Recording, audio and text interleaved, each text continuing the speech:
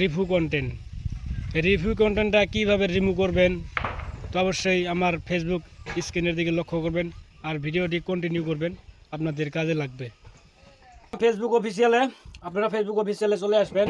আসার পরে এই প্রোফাইলে একটা ট্যাপ করবেন। প্রোফাইলে ট্যাপ করার পরে সি ড্যাশবোর্ড, এখানে অনেকে ম্যানেজ থাকতে পারে, আপনারা ম্যানেজার ট্যাপ করবেন। আমি সি ড্যাশবোর্ডে ট্যাপ করলাম। সি ড্যাশবোর্ডে ট্যাপ করার পরে উপরের দিকে স্ক্রল করবেন। করার পরে পেজ রিকমেন্ডেশন, এই পেজ রিকমেন্ডেশনে একটা ক্লিক করবেন। পেজ রিকমেন্ডেশনে ক্লিক করার পরে এখানে দেখেন page as select content, review content, এখানে এটা আমার রিমুভ করতে হবে, নয়তো আমার রিকমেন্ডেশনের সমস্যা আছে। তো আমি এই রিভিউ কন্টেন্ট একটা ক্লিক করলাম। ক্লিক করার পরে এখানে আমার দেখেন একটা কন্টেন্টে আমার ফেলা কন্টেন্ট ধরাই দিছে। তো অবশ্যই এই কন্টেন্ট আমি ডিলিট করব। তো নিচে যেটা অপশন আছে এখানে একটা ট্যাপ করলাম।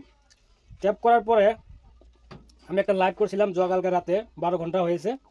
তো আমার এই লাইভটার ফেলা কন্টেন্ট দিয়ে দিছে। তো ট্যাগ অ্যাকশন, এই ট্যাগ অ্যাকশনের একটা ক্লিক করবেন।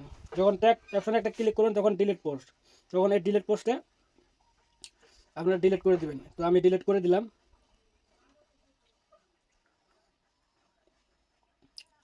ডিলিট করে দেওয়ার পরে আমি বাইরে এলাম। এখন আমার দেখেন আমি এখন চেক করব।